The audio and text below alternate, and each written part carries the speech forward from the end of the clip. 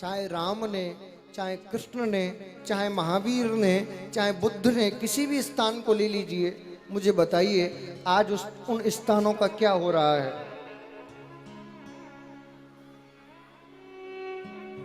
क्या हो रहा है? बोलिए।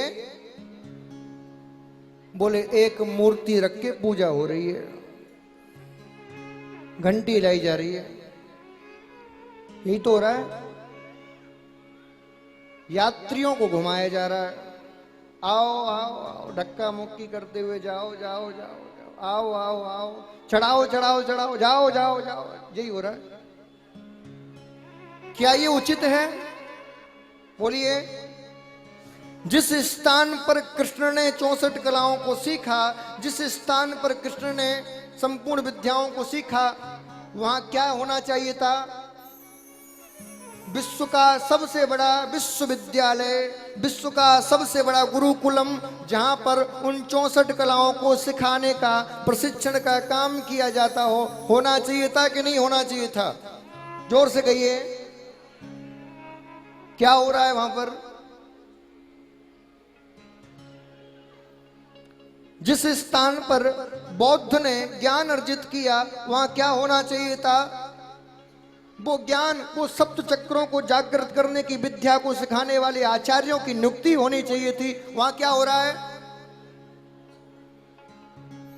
जिस स्थान पर राम जी ने बैठ के वशिष्ठ जी से ज्ञान अर्जित किया, वहां क्या होना चाहिए था? गुरुकुलम की स्थापना, जहां देश विदेश से लोग आके शिक्षा अध्ययन कर सके। वहां क्या हो रहा है? बोलिए ना।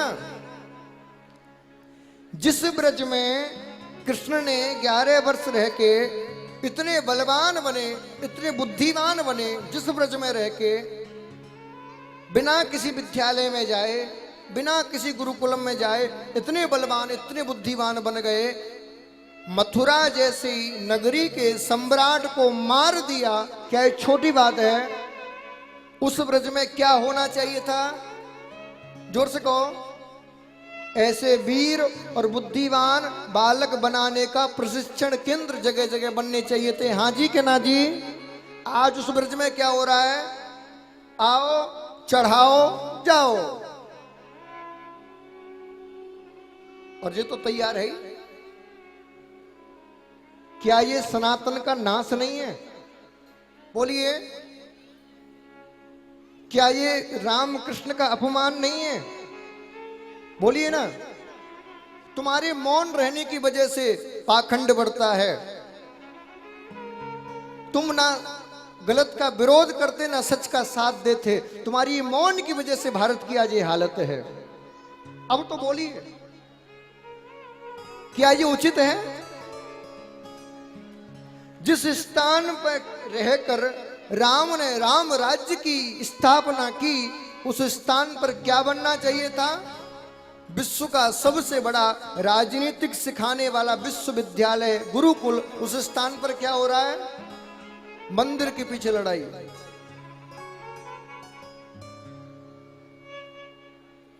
क्या करोगे इन मंदिरों का?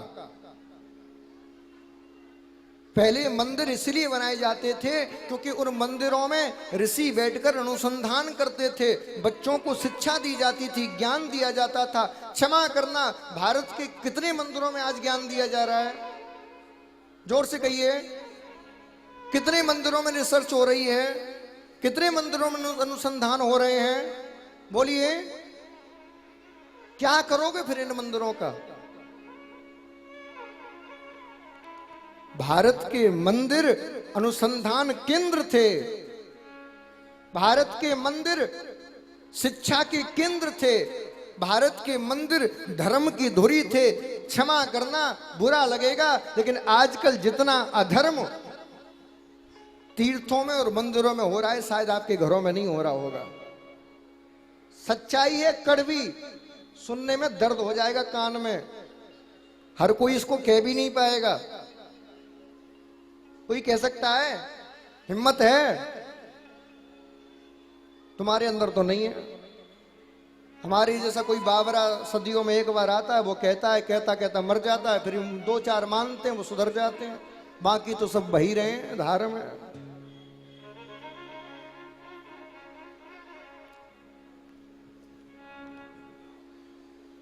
बंधुओं, मेरा निवेदन है, इन तीर्थों को बचाइए, इन इन इन धामों की रक्षा कीजिए।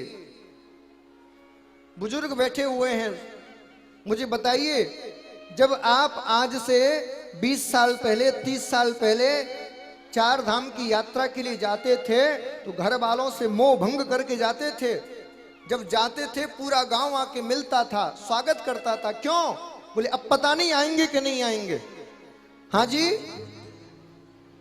क्यों नहीं पता था? बोले अब ऐसी जगह जा रहे हैं जहां सिद्ध ऋषि मिलेंगे, और ऋषियों के यदि सत्संग हो गया, ज्ञान हो गया, तो ऋषियों के संग बैठ के ये भी ऋषि हो जाएंगे, साधु हो जाएंगे। अब क्या हो रहा है? जाने से पहले आने की टिकट बुक हो जाती है। तीर्थों में ये नहीं देखते कि किस स्थान पर बैठ के साधना करनी है, ये देखते हैं होटल कौन सा अच्छा है, ये देखते हैं चाट कौन सी दुकान पे अच्छी मिल रही है। हाँ जी,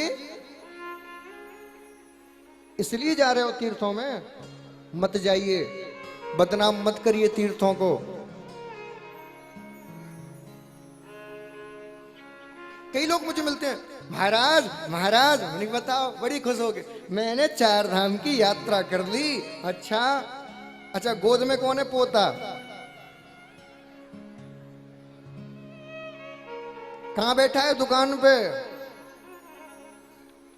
क्या कर रहा है? नोट गिन रहा है। चार धाम की यात्रा करने के बाद भी तुम नोट गिन रहे हो, तो तुमने चार धाम की यात्रा नहीं की, तुमने कोई और ही धाम की यात्रा की है। क्योंकि जो व्यक्ति सच्चे हृदय से चार धाम की यात्रा कर लेगा, उसकी ऊर्जा को महसूस कर लेगा, उसको इतना ज्ञान हो जाएगा, इतना ज्ञान हो जाएगा कि वो जीवन में कभी वापस गृहस्थी में प्रवेश नहीं करेगा, कभी प्रवेश नहीं करेगा। तुम केवल और केवल पर्यटन स्थलों में घूम के आ रहे हो, केवल घूम के। मिलने जुलने वाला तुम्हें कुछ नहीं है, चाहे तुम 4 नहीं 40 धाम की यात्रा कर लो। मेरा निवेदन है, सनातनी परंपरा का नाश मत करिए। अभी भी ज्यादा बिगड़ी नहीं है, चाहेंगे तो सुधर जाएगा, सुधर जाएगा। लेकिन उसके लिए मेरे अकेले के कहने से काम नहीं चलेगा, प्रयास तो आप सबको मेरे साथ मिलकर करना पड़ेगा, तभी काम चलेगा। आप सबको मेरे साथ प्रयास करना पड़ेगा।